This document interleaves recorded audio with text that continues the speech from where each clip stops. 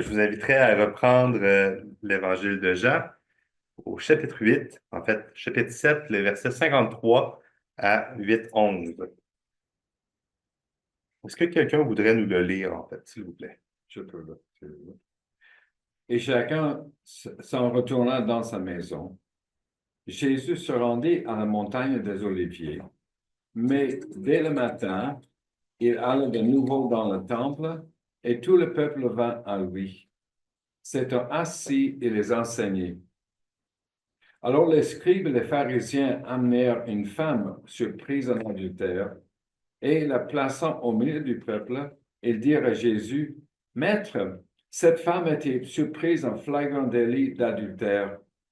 Moïse, dans la loi, nous a ordonné de lapider de telles femmes. Toi donc, que dis-tu? Il disait cela pour l'éprouver, afin de pouvoir l'accuser. Mais Jésus s'étant baissé, écrivait avec le doigt sur la terre. Comme il continuait à l'interroger, il se releva et leur dit, que celui de vous qui est sans péché jette le premier la pierre contre elle. Et s'étant de nouveau baissé, il écrivait sur la terre. Quand ils entendirent cela, accusés par leur conscience, ils se retiraient un à un, depuis le plus âgé jusqu'au dernier. Et Jésus resta seul avec la femme qui était là au milieu. Alors, s'étant relevé, et ne voyant plus que la femme, Jésus lui dit, Femme, où sont ceux qui t'accusaient? Personne ne t'a-t-il condamné? Elle répondit, Non, Seigneur. Et Jésus lui dit, Je ne te condamne pas non plus. Va et ne pêche plus. Merci beaucoup, Albert. Alors, qu'est-ce qu'il y a de spécial avec ce passage-là? Est-ce que quelqu'un s'en rappelle? Il y a un élément que j'ai mentionné au début de la prédication. Ça commence et ça finit par un crochet. C'est ça. C'est un passage qui est entre crochets. Ok, rappelle. Et ça, en fait, j'en ai parlé très rapidement au début de la prédication, que c'est un passage qui est en crochet parce que les spécialistes et tout ça remettent en question la place de ce passage-là. Et en fait, ils ont quand même des bonnes raisons pour affirmer ça. C'est des raisons qu'on va regarder ce soir. Et essentiellement, justement, c'est que c'est un paragraphe qui apparaissait pas dans les principaux manuscrits du premier siècle au début, lorsqu'on retrouvait les manuscrits de l'Évangile de Jean, de l'Évangile de Marc, quoi que ce soit. Il n'y a pas cette histoire-là. On ne retrouve pas cette histoire-là. Et ça a amené plusieurs personnes à dire, il y a un problème, il y a un problème avec ça. OK. Qu'est-ce qu'on fait de cette situation-là? Est-ce qu'on doit considérer ce texte-là comme un texte inspiré de Dieu? Est-ce que c'est un texte qui a été écrit par vraiment l'apôtre Jean ou bien c'est un texte qui a été rajouté par après? Alors, c'est un petit peu ça que j'aimerais regarder avec vous ce soir. Même que, comme je disais au début de la prédication, dans certaines versions de la Bible, c'est entre crochets, et même en anglais, dans certaines traductions, c'est littéralement une note en bas de page. Donc, le texte continue, Jean 7, 52, et ça continue à Jean 8, 12, et toute la section est mise en note de bas de page parce qu'ils sont pas nécessairement à l'aise à dire est-ce que c'est inspiré, est-ce que c'est pas inspiré, est-ce qu'on l'inclut ou quoi que ce soit. Il y a également un autre passage qui a cette même problématique-là. Est-ce que quelqu'un sait de quel passage que je parle dans la Bible? La fin de Marc. La Ouais, fin de Marc, exactement. Donc, Ouais. l'évangile de Marc, Marc 16, les versets 9 à 20, en fait, est également dans la plupart des Bibles entre crochets. Et c'est les deux grands passages là, qui ont cette problématique-là dans la Bible. Il y a certaines petites fins de versets par moment qui sont entre crochets. On parle de des petits bouts de phrases, mais là, c'est vraiment grandes péricopes ou deux grands passages. Et donc, j'aimerais nous poser la question, en fait, qu'est-ce qu'on fait, nous, en tant que chrétiens, lorsqu'on est devant des passages comme ça? Est-ce qu'on le voit comme la parole de Dieu? Est-ce qu'on peut quand même être enseigné? Est-ce qu'on peut quand même tirer des bonnes leçons de ces passages-là? Ou bien, ah non, c'est comme si c'était des apocryphes, puis on les rejette, puis on les considère pas du tout. Euh, Moi, il y oui. a un de ces versets-là, c'est ça qui m'a emmené au Seigneur. Ah, donc le Seigneur, c'est Pour certainement. celui qui n'a point péché, lui lance sa première pierre. C'est ça qui m'a fait tout comprendre. Mhm. Fait que s'il n'est pas Ouais. inspiré de Dieu, il m'a touché, en tout cas. C'est intéressant, en effet. Alors, Euh, c'est vraiment ce passage-là moi, qui me qui t'a parle. frappé d'une manière particulière. OK. Alors, j'aimerais qu'on regarde justement, comme je disais, sur un premier temps, pourquoi est-ce que les spécialistes en viennent à dire que ce texte-là euh, a été rajouté dans l'Évangile de Jean? Ils donnent 5 raisons majeures. Euh, la première des raisons, en fait, c'est que, comme je l'ai dit tantôt, cette histoire-là n'apparaît dans aucun manuscrit de la Bible, aucune version originale de la Bible, avant le 5e siècle. Donc, c'est quand même 400 ans après la rédaction de l'Évangile de Jean. Il y a quand même une grosse espace entre l'Évangile de Jean et, oh, cette histoire-là apparaît dans le texte. Ça, c'est une des premières raisons. La différence n'est pas négligeable. Une deuxième raison que les spécialistes affirment, c'est les pères de l'Église. Donc, pensons à tous les premiers chrétiens qui ont commenté la Bible, qui ont fait des prédications et tout ça, ne commentent jamais ce passage-là dans leurs commentaires. Donc, on a des pères de l'Église qui commentent de A à Z des évangiles ou des épîtres de Paul ou quoi que ce soit. Et à chaque fois qu'ils commentent l'évangile de Jean, cette histoire-là n'apparaît pas. Donc, ça aussi, c'est un élément à se gratter la tête.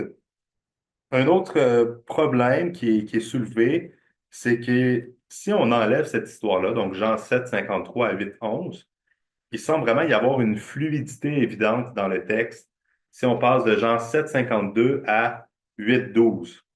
Et j'aimerais en fait faire l'exercice avec vous. Si on prend, un petit instant, il faut que je l'ouvre. Est-ce que quelqu'un pourrait lire en fait les versets 47 à 52, s'il vous plaît?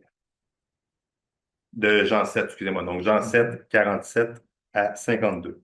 Alors, les pharisiens leur répliquèrent, est-ce que vous aussi vous êtes laissé tromper? Y a-t-il quelqu'un parmi les chefs ou les pharisiens qui ait cru en lui?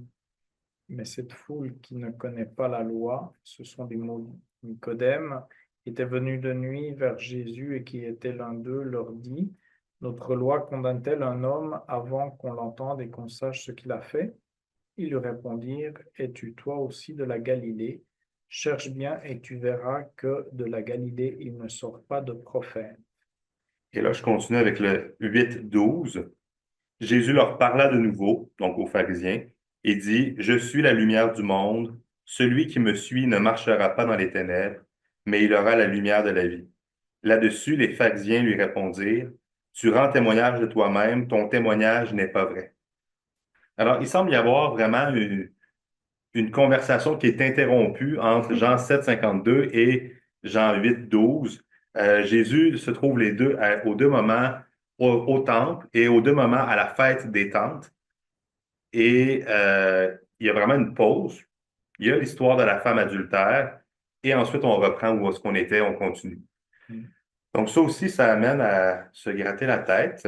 Il faut savoir aussi qu'à l'époque, la division par chapitre ou par verset n'existait pas, hein. Ça a été rajouté beaucoup plus tard dans l'histoire chrétienne, dans l'histoire de la Bible. Et donc, avant, il y avait simplement le texte en continu. Et là, il faut s'imaginer comme un bloc de texte qui est ajouté ou qui est placé à ce moment-là. Une autre raison, mais ça va être la dernière que je vais donner. Euh, Dans d'autres manuscrits qu'on retrouve plus tard, après le 5e siècle, justement, on voit que cette histoire-là est placée vraiment à différents endroits. Donc, par moment, elle va être placée après Jean 7,52, comme on le voit dans la Bible la plupart du temps. Mais on la voit aussi placée après Jean 7,36 ou après Jean 7,44 ou à la fin complètement de Jean, à Jean 21-25, et même que certains placent cette histoire-là en Luc. Donc, Luc 21-38. Donc, ça semble vraiment avoir été une histoire qui a été, on ne sait pas vraiment où la mettre, donc on va la placer ici, on va la placer là. Et donc, ça amène toutes ces raisons-là, ceux qui l'ont étudié en profondeur, se rendent compte qu'il y a vraiment, il y a de quoi de problématique avec cette histoire-là. Elle ne semble pas avoir été rédigée en même temps que le texte ou elle semble pas avoir été placée au bon endroit ou il y a un point d'interrogation. Et donc, avec toutes ces évidences, quoi que ce soit, qu'est-ce que ça devrait avoir comme impact, nous, sur notre confiance des Écritures? Le fait de savoir qu'il y a une histoire qui est, on ne sait pas si elle était au bon endroit, ou on ne sait même pas si elle aurait été écrite par l'apôtre Jean. Est-ce que ça vient ébranler notre confiance ou qu'est-ce que ça fait comme réaction chez vous de savoir que cette histoire-là aurait peut-être été rajoutée par après? Aucun impact. Aucun impact. Non, Ok. mais ça augmente. Au contraire, je trouve que c'est tellement honnête. Mhm. Ça veut dire, pour tous les autres passages, il y a tout ce travail qui a été fait et ces comparaisons entre les différentes sources ont été faites. Donc, ça renforce même la confiance dans le texte. Exact. Ben, moi, je suis d'accord avec toi. Ah. Ça a eu le même impact chez moi. Mais je voulais voir peut-être que quelqu'un aurait dit, hey, moi, ça m'ébranle vraiment, puis ça aurait été correct aussi. Ça aurait été bien normal. Mais ce qui est, Oui. si on regarde qu'est-ce que ça représente comme surface, hein, Ouais. la fin de Marc et puis le récit de la femme adultère, mettons que ça remplirait un côté d'une page Mhm. d'incertitude par rapport à tout le reste où il n'y a aucun doute. C'est quand Exact. même, la comparaison est quand même flagrante. Mais et aussi, quand tu le lis, bon, quand tu sautes de 52, 752 au 8-12, OK, ça peut suivre. Mais quand tu lis cela, ça suit aussi.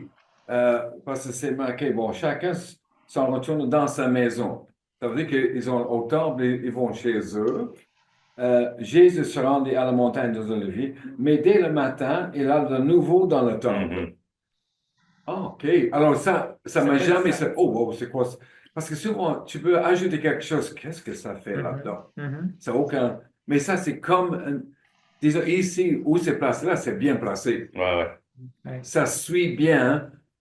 Ça suscite pas des questionnements chez quelqu'un qui n'a pas fait les études. Non, mais je suis d'accord. C'est-à-dire Oui. et c'est la place qui a été retenue également pour mettre ce texte-là. Oui. Les autres endroits, ils ont dit non, c'est vraiment là que c'est Ouais. le plus logique, on va dire.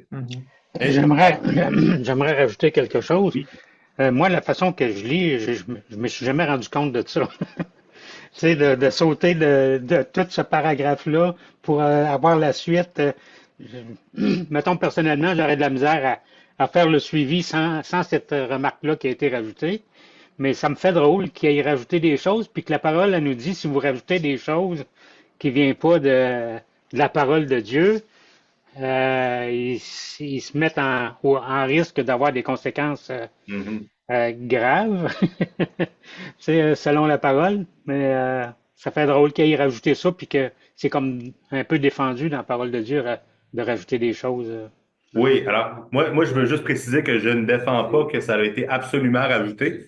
Je dis simplement que c'est une hypothèse qui a été soulevée par des spécialistes. Est-ce qu'on est d'accord, est-ce qu'on n'est pas d'accord? Il y a des arguments vraiment des deux côtés.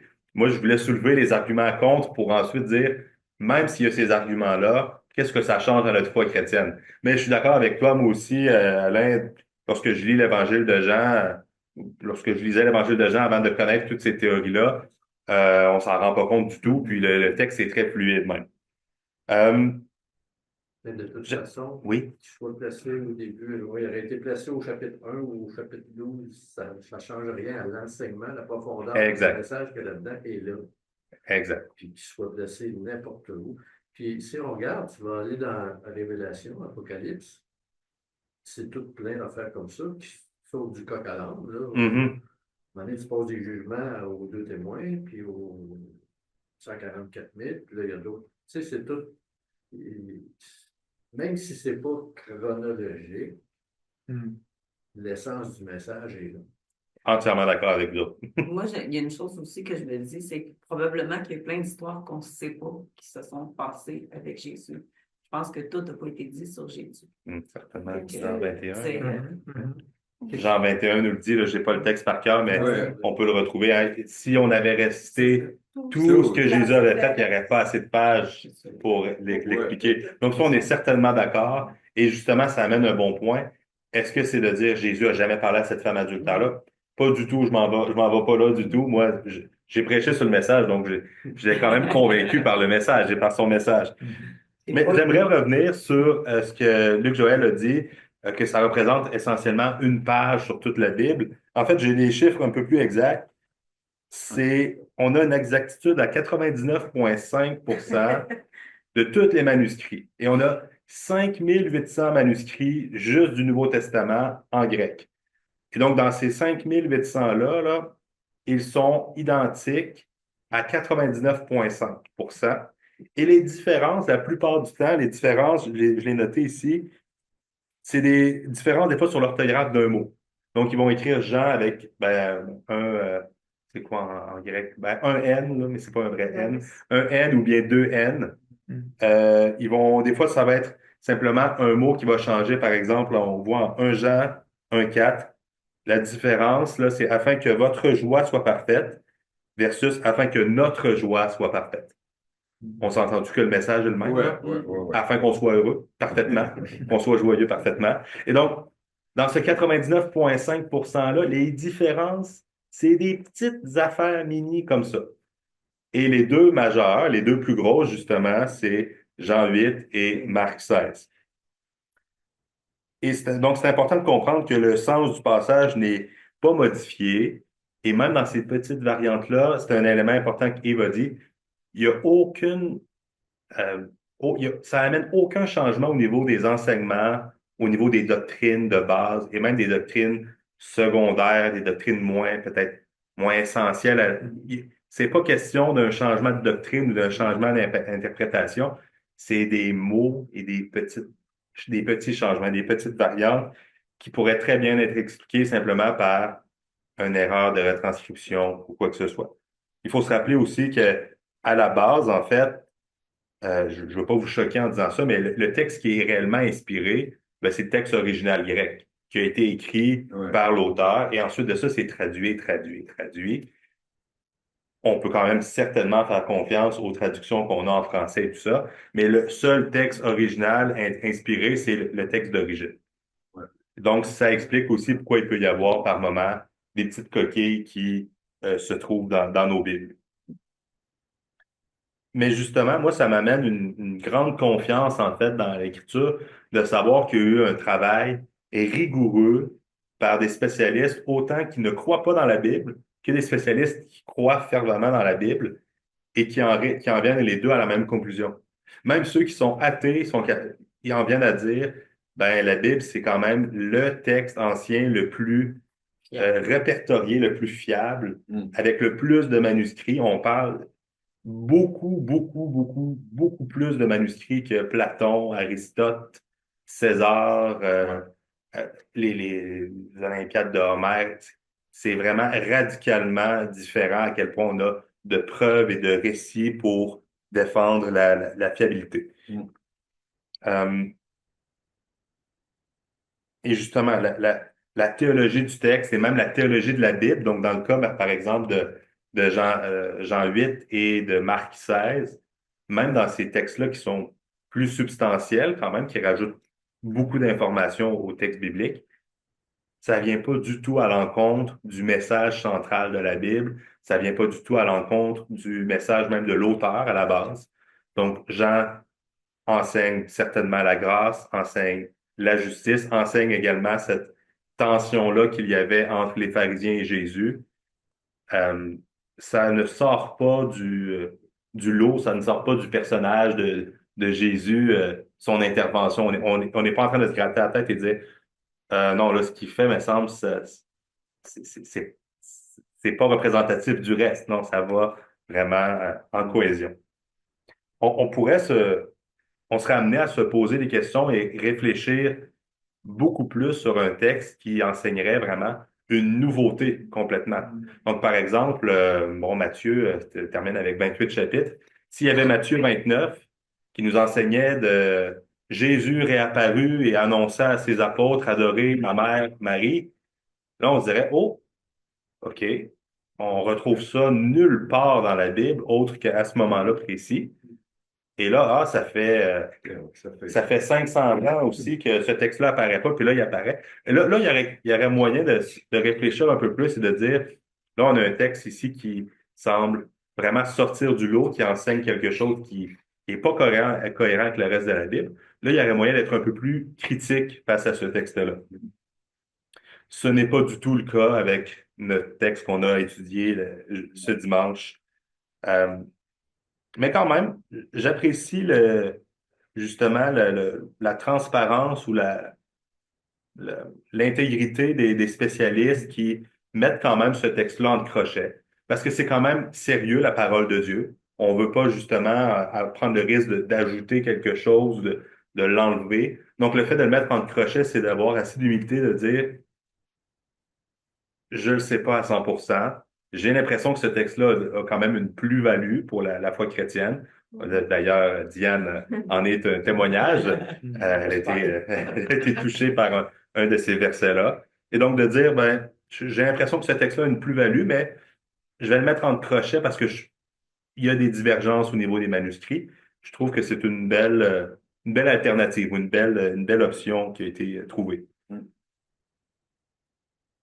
Alors, nous, dans nos moments de dévotion, dans nos lectures ou quoi que ce soit, comment est-ce qu'on devrait traiter ce passage ou le passage de Marc 16 lorsqu'on le lit? Est-ce qu'il est inspiré ou non de la parole de Dieu? Je vous pose la question. Je n'ai pas la réponse en passant, mais... C'est pas un texte qui a été trouvé 400-500 ans plus tard.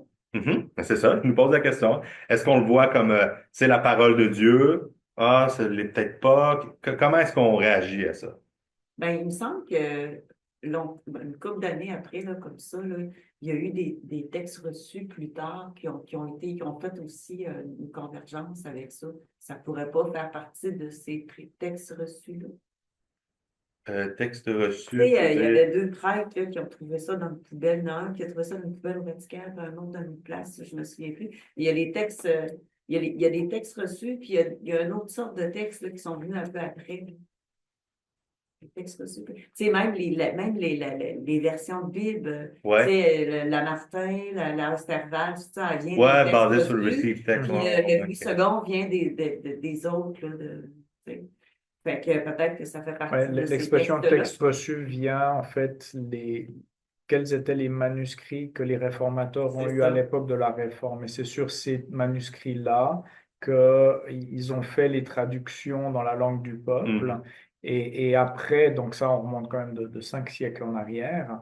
Et après, il y a d'autres manuscrits qui ont été découverts C'est ça. dans le Sinaï, en bibliothèque d'Alexandrie, etc. Et puis là, ben, ces autres manuscrits qui sont venus après ont amené certaines nuances ou en tout cas Mhm. ont contribué à continuer à faire de ce qu'on appelle critique textuelle, de Les textes comparer, critiques et les textes reçus, ouais, c'est ça. ouais, C'est les textes qui critiques. permettait Ouais. de comparer finalement puis de voir qu'il y a toujours une très grande convergence entre les différents textes. Mais ma question, c'était plus, ça fait-tu rapport avec ces deux textes-là? Les Ben, textes on parle quand même, critiques? c'est des textes, si je le comprends bien, c'est que c'est quand même plus loin, Mais c'est là, ça, texte reçu, c'est qu'est-ce que les réformateurs au avaient 16e au siècle. 16e siècle. Ouais. Donc, il y avait des manuscrits qui n'avaient pas encore été découverts, qui ont été découverts entre le 16e siècle et le 20e siècle. Aujourd'hui, je ne crois pas qu'on en ait découvert des nouveaux. Ben, il y avait eu dans les grottes de Qumran, là, il y avait eu Mhm. des découvertes qui avaient été faites, qui confirmaient juste par rapport à l'Ancien Testament que nos copies aujourd'hui, puis des copies qui avaient été faites il y a 2000 ans, ben en fait, c'était des copies conformes. Il y a pas eu une transformation, puis Au fil du une temps, là. dégénérescence du texte. À force de le copier, on introduit des fautes, des fautes, des fautes, Exact. des fautes. Non, on avait 2000 ou peut-être plus d'années entre les deux copies, et c'était vraiment Ouais. parfait comme copie. Hein. Ouais. Donc ça, encore une fois, c'est un élément de plus pour Ouais. dire on est confiant dans les textes qu'on a et même dans les traductions qu'on a. C'est des traductions qui ont été faites avec beaucoup de rigueur, puis c'est sérieux, c'est très proche du texte, pour la grande majorité du moins. Donc, on n'a pas d'inquiétude à ce niveau-là. Faut pas, je sais que c'est pas le cas de toute façon, il ne faut pas retourner chez nous en se disant je remets tout en question. Est-ce que la Bible est vraie? Qu'est-ce qui est faux? Qu'est-ce qui est pas vrai? J'aime bien une petite phrase que mon professeur avait dit sur ce sujet-là quand on étudiait à l'école. Il avait dit, on ne sait pas si le texte est inspirant en soi, mais ce qu'on sait, c'est qu'il est très inspirant. Et donc, est-ce que, bon, c'est vraiment écrit par Jean ou quoi que ce soit? On ne le sait pas pour l'instant. Puis, écoutez, c'est pas... Oui, qui n'est pas forte sur l'histoire, fait que ça me dérange absolument pas. C'est ça, exactement. Puis, on le saura peut-être plus quand on sera rendu au ciel, mais ce qu'on sait, c'est que c'est un texte clairement, qui nous démontre la grâce de Dieu, qui est vraiment en convergence avec le reste des enseignements bibliques. Oui, il n'y a pour moi aucun doute, là, parce que Mhm. c'est vraiment conforme avec tout le reste. Et ça montre aussi l'état du cœur humain qui ne veut pas Dieu. Parce que quand ces pharisiens viennent avec la femme, c'est comme si c'est son, ah, combien de péchés, c'est terrible ce péché. Mais ça me leur met égal le péché. Ils n'étaient même pas intéressés par son péché. La seule chose qu'ils intéressaient, c'est d'utiliser ça pour faire tomber Jésus. Ouais, exact. C'est scandaleux quand tu lis dans le verset 6, par exemple. Ouais. Il disait cela pour l'éprouver, pas pour régler le péché. Il y a un péché parmi nous. Il faut que ça soit. Ce n'est pas la discipline dans l'Église. Non, Rien c'est avec ça. ça. Il disait cela pour l'éprouver afin de pouvoir l'accuser. Ça, c'est leur motif. C'est la stratégie. La stratégie, c'est. De mauvaise foi. Mais oui, la femme, ça ne les intéressait pas. Bonne occasion pour accuser Jésus. Exact. Entièrement d'accord. On voit vraiment là le cœur de l'homme. Mais par contre, on voit là de Jésus quand il dit je ne te condamne pas non plus. C'est pas quelle action, c'est pas grave ce que tu as fait, c'est pas ça. Mais c'est pas un jugement. Va et ne pêche plus. Il y a une Et autre ça, façon. Jésus a dit déjà ailleurs. Ça Mhm. fait Oui. écho à d'autres miracles. Exact. Oui, Mais quelque chose que je voulais dire par rapport à Oui. ces copies, moi, personnellement, c'est quelque chose qui m'a, je pense que c'était aussi pendant nos études en théologie, j'ai trouvé c'était un élément, c'est, oui, croire, c'est question de foi, mais de savoir que c'est aussi fiable que ça, puis on n'avait peut-être même pas encore découvert, on est tellement vieux, on n'a pas encore découvert toutes ces Manuscrit de la Marne. manuscrits. C'est ça. Mais déjà à l'époque, ils avaient fait un peu la même étude comparative pour des récits historiques de Mhm. l'époque, où il y a juste quelques copies, parce que et puis Ouais. ils ont comparé, puis il y avait comme, je pourrais plus dire le chiffre exact, mais quelque chose comme 30% Exact. d'erreurs. Et il n'y a personne qui va mettre en question des récits justement de Jules César. Joséphus. Ouais, on va juste le croire parce que c'est Ouais, l'historien qui l'a dit. Puis pour moi, ça a été vraiment comme un argument en faveur de. Oui, on croit par la foi, mais il y a aussi Il y a des des raisons preuves. scientifiques qui Mhm. nous font dire la Bible est vraiment vraie. Ça se peut pas que 5800 copies soient aussi précises et puis pareilles sur autant c'est d'années. ça, aux années, oui. Ouais. Parce que la règle est très stricte pour le copiste, là. Exact. Ouais. Et dans l'hébreu, comme l'hébreu, c'est même compter des lettres, tu sais. Il y a autant il y a de la de lettres. poésie. Puis, Et la lettre, c'est au milieu, c'est une telle lettre au milieu du manuscrit pour cela. Alors, si quand le il écrivait copie. Yahweh, il changeait de crayon des fois aussi. Oui, là. alors si ça ne tombait pas. C'est quoi, c'était une erreur? Quand il changeait tout le manuscrit, il avait autant d'erreurs, pas beaucoup. Il rejetait le manuscrit pour recommencer. Mhm. C'était très, très rigoureux, là. C'était Ouais. pas juste comme aujourd'hui, on copie. On barre, puis on continue à écrire. Ouais. Alors, c'est comme un argument Ouais. apologétique. Tu sais, parce que des fois, les gens disent, on ne sait pas si c'est vrai. Tu sais, ça peut tout être inventé. Et moi, j'ai entendu, en fait, il se servait du fait, c'était dans un débat entre un musulman et un apologète chrétien qui disait, justement, il y a 5800 manuscrits, vous avez 5800 versions de votre Bible, puis là, vous allez me dire laquelle qui est bonne. Non, c'est justement, il y a 5800 versions qui sont toutes d'accord. Ouais. 5800 pas versions, mais écrits différents par différentes personnes qui convergent à la vérité. Ouais. Donc, oui, certainement, on est d'accord là-dessus. Et la question que tu posais, pour nous, concrètement, qu'est-ce que ça signifie? Mais moi, je trouve intéressant de reprendre l'argument que tu as dit, c'est que soit on donne à ce petit passage-là, soit on donne maximum de confiance, soit un peu moins de confiance. OK? Si on donne maximum de confiance, ben finalement, il n'y arrivera rien de grave. Au contraire, on va être béni.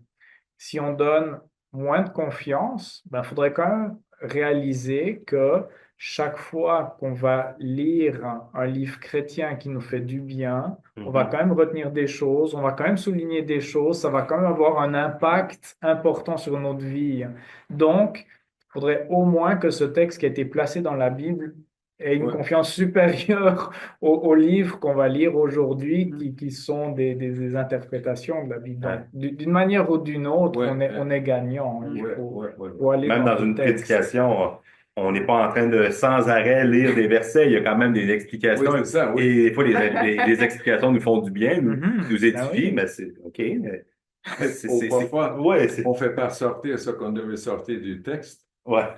Parce que moi, j'avais quelqu'un qui écoutait et j'étais assez relax.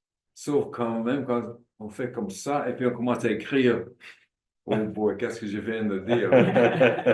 C'était pas certainement une erreur, mais parce que je n'avais pas fait sortir le point sortir. Le point que lui cherchait du peut-être texte. aussi. Alors, c'est ça, là. Alors, c'était essentiellement ça que je voulais faire un Ouais, petit c'est peu. vrai. C'était très intéressant. Ouais, Des merci. fois que moi, je me l'ai déjà fait dire Ah, mais ta Bible est remplie d'erreurs. Ouais, Puis non, on c'est peut ça. être confiant dans notre Bible, on peut être confiant Ouais, mais dans l'étude, dans le sérieux qui est en arrière de ça. Nous, on bénéficie simplement d'une Bible en français. On le prend pour acquis. Tout le travail qui a été fait de passer du texte grec il y a 2000 ans, du texte hébreu il y a 4, 5, 6 000 années, et qu'on puisse l'avoir là, dans notre version qu'on veut en français. Ouais. Euh, Parce que c'est incroyable quand même. en anglais, il y a des gens qui tiennent très fort pour le King James. Moi, j'étais Mhm. élevé avec King James, mais c'est une autre. C'est la seule version inspirée. Oui, enfin, c'est une autre langue. Bon, on n'avait pas d'autres à ce moment-là. Ouais, ouais. Mais enfin, il y a des gens qui tiennent très. D'ailleurs, il y a un pasteur à Belfast il a vu quelqu'un avec une autre version. Alors, il dit, ça, c'est pas une version, c'est une perversion. Oh, C'est pas le King ouais. James. Mais une dame m'avait dit aussi, alors ce qui était bien pour Saint Paul, c'est bon pour moi. Mhm. Comme si l'apôtre Paul avait le La livre de Saint Ben oui, James. Alors, c'est ça qui ouais, mais ça, c'est. Parce que ici, de toute façon, moi, je dis à cette personne, c'était à Montréal, en église qu'on louait dans une école, dans notre église là. Alors, lui était très pour le King James. Alors. Mais je dis, écoute, qu'est-ce que tu vas faire avec ma Bible française, là? Mhm. Ça va jeter. Tout le monde, c'est francophone, ils parlent français. Qu'est-ce que King James, pour eux, je ne peux pas prêcher là-dedans. Alors, l'argument tombe tout de suite. Mais on parle de l'original, le grec. On devait tous utiliser connaître le grec et presque le grec. Mais on a quand même des traductions très fiables. Exact. Les gens ont fait beaucoup d'efforts à traduire ça, à trouver le sens du mot. Parfois, c'est trouvé dans d'autres passages de la Bible. Ce mot ne revient pas trop souvent, mais ça revient là. Qu'est-ce que ça veut dire là? Et puis, on l'applique. C'est comme un travail très sérieux de traduire ça. Et pour ça, on peut avoir confiance même dans la version Louis II, de nouvelles versions en français. Ouais. Ouais. Mais moi, ce Exact. que je trouve le fun, c'est d'aller voir les différentes versions. Tu sais, comme dans Louis II, ça parle, quand il parle d'amour, il parle de charité. Tu sais. Oui. Au début, la première année que j'ai lu la Bible, j'ai lu charité. Tu sais, je pensais pas d'aller voir d'autres versions. À un moment donné, j'ai compris qu'il parlait de l'amour. Tu sais. Oui, c'est Ça, ça. ça, C'est pas toujours ouais, évident. Fait que certainement. c'est le fun d'avoir Oui, plusieurs oui, versions. oui, aussi oui, de- oui. Et puis la langue, elle évolue. Donc, c'est normal que des Oui. traductions doivent être refaites parce qu'on n'utilise plus les mêmes mots. Exact. Écoutez, je vous propose de clore avec un temps de prière. Puis ensuite, on pourra continuer à discuter aussi au besoin. Alors, Seigneur, encore une fois, on est reconnaissant pour cette parole que tu nous as donnée. Tu ne nous as pas laissés seuls ici sur terre, Seigneur. Tu nous as laissé un guide fiable qui nous montre le chemin, Seigneur, qui nous trace un chemin jusqu'à toi, jusqu'à ton Fils.